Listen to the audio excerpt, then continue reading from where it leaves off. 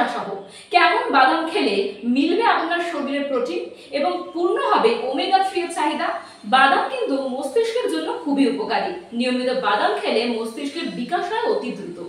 খোসা সহ নাকি খোসা ছাড়া কাঠবাদাম কিভাবে খেলে বেশি উপকার মিলবে? কাঠবাদাম এমনিতেই ভীষণ উপকারী।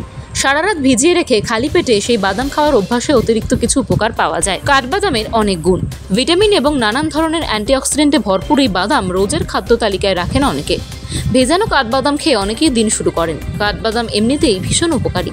সারা রাত ভিজিয়ে রাখে সকালে খালি পেটে সেই বাদাম খাওয়ার অভ্যাসে অতিরিক্ত কিছু উপকার পাওয়া যায়। তবে অনেকেই কাঠবাদামের খোসা খেতে পছন্দ করেন না। রান্নাতেও অনেক সময় খোসা ছাড়ানো কাঠবাদামই ব্যবহার করা হয়। কিন্তু শরীরের জন্য কোনটি উপকারী তা জানেন? কাঠবাদামের খোসায় ফাইবারের পরিমাণ বেশি, রক্তে বাড়তি শর্করা নিয়ন্ত্রণে রাখে উপাদানটি।